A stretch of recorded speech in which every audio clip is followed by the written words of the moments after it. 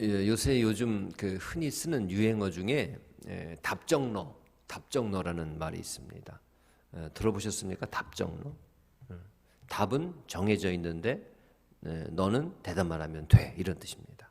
그걸 이제 줄여가지고 답은 정해져 있으니 너는 대답만 하면 돼. 그리고 이걸 글자를 따가지고 답정너, 이렇게 이제 흔히들 얘기를 합니다. 그 이제 뭘 물어본다고 질문을 하는데 알고 보면 다 정해져 있는 거예요. 자기가 듣고 싶은 대답을 마음에 미리 정해놓고 상대방에게 질문을 하죠. 그래서 자신이 원하는 답을 하게 하는 그런 경우입니다. 여러분, 그런 경우 있잖아요. 살다 보면은요, 다 정해져 있는 거예요.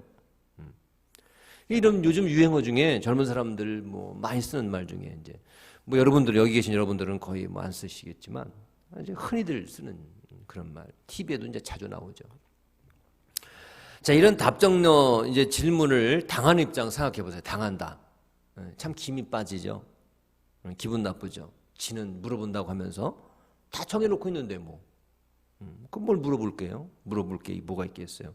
뭐 내가 뭐 자기 뭐 노래개인가? 뭐 이런 생각도 들 수 있습니다. 이런 심정도. 그래서 기분이 참 안 좋습니다. 근데 이런 답정너 현상이 신앙에도 있다 그겁니다. 특히 사람들이 이제 기도할 때입니다. 하나님께 이런 답정너의 모습이 오늘 본문의 내용에 들어 있습니다. 자, 오늘 본문 말씀 보시면 어저께 이어서 예레미야를 찾아간 요한한 무리들이 있죠. 그들이 2절 말씀 이제 지난 시간에 보셨을 텐데 여호와 하나님께 기도해 주소서. 하나님께 기도해 달라고 그러면서 이제 예레미야를 찾아오잖아요. 그러면서 이제 예레미야에게 3절, 오늘 뭐 3절 다시 올라가서 거슬러 보시면은 거기 그런 말이 중간에 나옵니다. 당신의 하나님 여호와께서 우리가 마땅히 갈 길과 할 일을 보이시기를 원하나이다. 말은 그렇게 하죠. 하나님께서 원하시는 게 우리가 가야 할 길, 우리가 할 일을 하나님께서 무엇을 원하시는지를 우리한테 보여주시기를 원하나이다. 이게 기도죠. 전형적인 기도죠. 그렇게 얘기를 하죠. 이런 말은 한번 잘했어요. 기도는 뭡니까? 기도는 왜 합니까? 하나님의 뜻이 무엇인지 그 뜻을 알고 그 뜻에 제가 순종할 테니까 알려주세요. 이거예요, 이거. 그렇죠? 그 형태는 기도의 형태를 취한 거 맞아요. 하지만 그 내용을 보면은 뭘까요? 이미 결정은 다 되어 있어요. 하나님께 그저 예레미야를 통해서 답정너, 답은 다 정해져 있으니까 당신은 예스나 가져오십시오. 이 태도입니다. 내용인 즉슨 이런 겁니다. 바벨론이 예루살렘을 무너뜨리면서 유다 지역의 총독으로 그다랴라는 사람을 이제 세워놨잖아요. 바벨론이 세우는 총독이에요. 유다를 다스리라고 하는. 그런데 누가 살해했죠? 이스마엘이라는 사람이 그 총독을 살해했어요. 바벨론이 세우는 그 총독을. 그러니까 그와 함께 이스마엘과 함께한 요한한 무리 이제 이름들이 쭉 나왔었잖아요. 그 무리들이 이걸로 인해서 이 사건으로 인해서 바벨론 왕의 보복이 있을 게 뻔하지 않습니까? 그걸 염려한 나머지 어디로 도망가기로 결정한 거예요? 애굽이에요, 애굽. 이집트로 도망가기로 결정한 겁니다. 이때 그들이 예레미야를 찾아가서 하나님께 기도해달라고 요청했던 겁니다. 그 예레미야는 그것도 모르고 순진하게 그들의 요구를 받아들여가지고 얼마 동안 기도했죠? 10일 동안, 열흘 동안 조용히 묵상하면서 하나님의 뜻을 구했습니다. 그 10일 후에 이제 여호와의 말씀이 임한 거죠. 그래서 반은 지난 시간, 반은 오늘 나오는데 그 뭐라고 말씀이 임했느냐?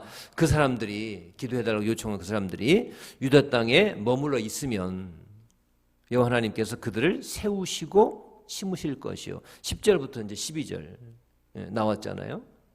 세우시고 심을 것이에요. 유다 땅에 머물러 있으면 안 가고 바벨론 왕을 두려워하지 않고 온전히 여호와 하나님만 의지하면 하나님께서 긍휼히 여기시고 구원을 선물로 주실 것이다. 그겁니다. 자, 그런데 하지만 칼도 기근도 없다고 여겨지는 애굽으로 도망하고자 한다면 이제 오늘 읽은 15절부터 17절입니다. 그러면 어떻게 된대요? 칼과 기근이 그들을 따라가서 그들을 죽일 것이다. 이 말씀이에요. 그리고 하나님의 뜻은 가라는 겁니까? 가지 말라는 겁니까?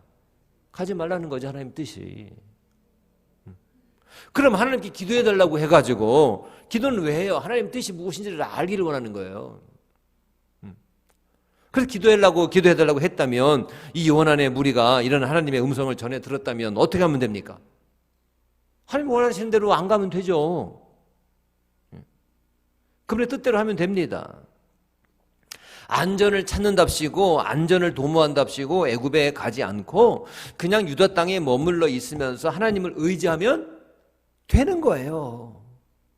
하지만 그들의 본래부터 그들은 하나님의 뜻이 어디에 있는지 알고 그 뜻대로 순종할 생각이 전혀 없었잖아요. 이미 자기들의 계획과 생각이 이미 있었어요. 정해져 있었어요. 답정. 다만 하나님은 자기들의 계획에 동조해 주시고 추인해 주시고 너 하나님 당신은 나의 정해놓은 답에 동조만 해주시면 됩니다. 지켜만 주시고 추인만 해주시면 됩니다. 이게 답정너예요. 답정너. 답은 정해져 있으니까 하나님은 내 뜻에 예스 라고 대답만 해주시면 됩니다. 예레미야요, 하나님한테 가가지고 예스라는 대답을 좀 받아주시오, 이거예요. 속셈은 말이죠. 속셈은. 그러면서 그들에게 기도라고 생각한 게 이거란 말이죠. 그게 기도입니까? 다 정해놓고? 그러면 답 정해놓고 와가지고 물어본다고 하는데 여러분 기분 좋아요, 나빠요? 그 답을, 그 질문을 당하는 입장에서는 이거 어떻게 하면 좋아요? 라고 얘기를 물어보기는 하는데 답 다 정해놓고 와서 물어본대요. 그러니까 자기 뜻에 예스 해달라는 거죠. 여러분 그거 듣고 그 질문 당하는 입장에서 기분 좋겠냐? 그겁니다. 하나님도 기분이 좋으시겠어요? 물론 많이 속을 들여다보고 아시고 계시지만. 그러니까 애굽에 가겠다고 이미 다 정하고 계획 세워놓은 것과 정반대되는 여호와의 말씀이 임하니까 어떻게 할까요? 그들은 배척하죠. 당연히. 예레미야를 통해 받은 경고의 말씀을 자기가 원하는 게 아니잖아요. 무시합니다. 그리고 배척합니다. 자, 21절 보세요. 21절 중반부터 오늘 너희에게 그 말씀 나오죠. 오늘 너희에게 전하였어도 너희가 너희 하나님 여호와의 목소리를 어떻게 해요? 도무지 순종하지 아니하였은즉. 순종하지 않는 거예요. 이제 본색이 드러난 거죠. 예레미야가 보니까. 무시하고 배척합니다. 자, 무슨 얘기입니까? 자, 오늘의 우리도 사실은 솔직히 얘기하면 예외일 수 없다, 그겁니다. 여러분 은연중에 우리 자신의 생각과 계획을 하나님께 사실을 알고 보면 강요하는 경우가 얼마나 많을까. 자기 뜻을 다 정해고 왔어요.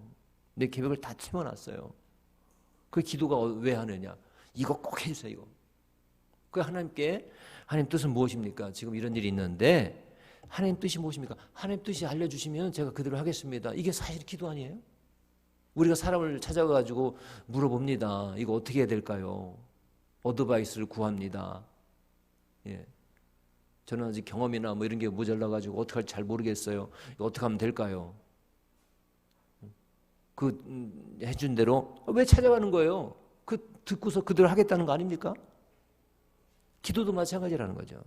하나님, 이런 게 있는데 하나님 뜻은 어디 계십니까? 제가 어떻게 해야 될까요? 내 뜻과 내 생각으로는 자신 없습니다. 알려주시면 하나님 뜻대로 하겠습니다. 이게 기도 아니에요. 근데 답정너를 가지고 간단 말이죠. 나 계획 다 있어요. 결정 다 했어요. 그럼 못하는 하나님께 가요? 그 하나님 가서 뭘 원하느냐? 이 사람들하고 똑같은 거죠. 이거 있는데요. 내가 정해놓은 게 있는데요. 이거 잘 되게 해주세요. 이거 하지 말라 그런 음성 들을 준비가 안 돼 있어요.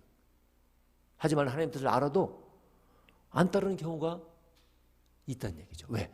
자기 중심, 자기 고집 다 있으니까. 누가 중심입니까? 하나님 중심이 아니라 사실은 나 중심이다. 나 중심. 이게 이제 하나님 보실 때 안타까운 우리들의 모습이 되지 않을까. 오늘 말씀을 통해서 그걸 생각해 보게 됩니다. 사랑하는 여러분, 우리는 그리스도인들입니다. 그리스도인들은 다른 어떤 것보다 여호와 하나님의 뜻을, 우리 주님의 뜻을 절대적인 우선순위로 앞세우는 그런 자들인 줄 믿습니다. 여러분, 우리의 라이프 스타일이 어떻게 돼야 되느냐? 내가 다 정해놓고 또 간구하고 이게 아닙니다. 우리의 라이프, 영적인 라이프 스타일. 하나님 말씀을 절대 우선적으로 내가 결정하기 이전에 하나님께 가야 됩니다. 정해놓고 가는 게 아니라 정하기 전에 가야 됩니다. 정하지 마십시오. 하나님 뜻이 무엇인지를 여쭤보고 그리고 정하는 겁니다. 먼저 정해놓고 가서 주야 이거 해주십시오 하는 게 아니라, 물론 막 이제 떼를 쓰고 그러면 애기들인 경우는 들어주죠.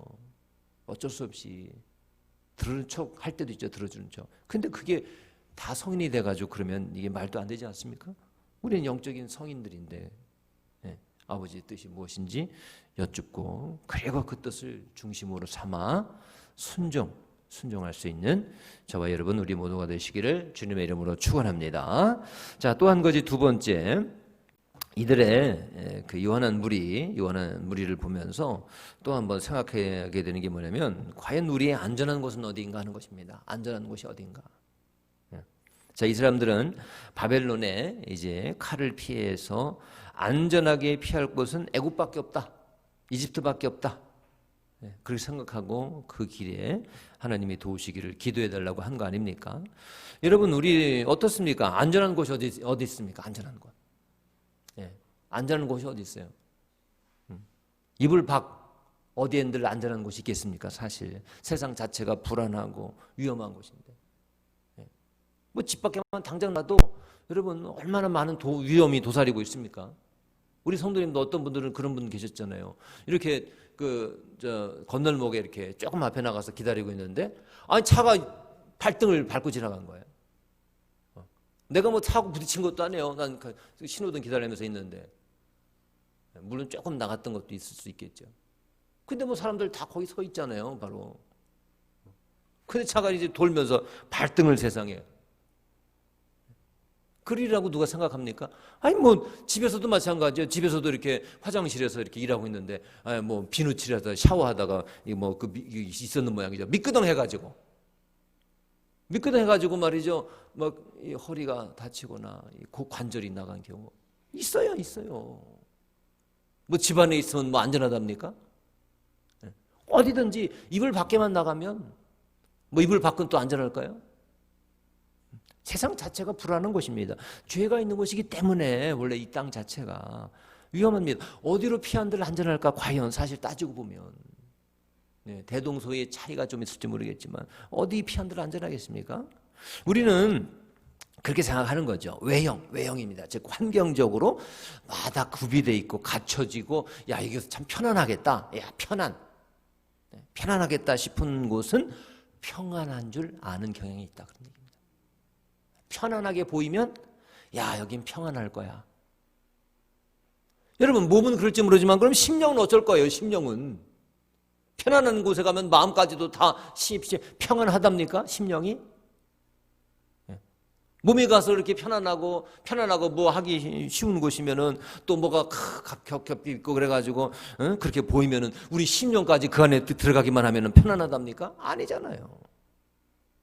편안해 보이는 환경이면 마음도 평안할 줄 우리는 착각하는 경우가 있다, 그런 얘기입니다. 환경이 편안해 보이면 심령의 평안도 따라온답니까?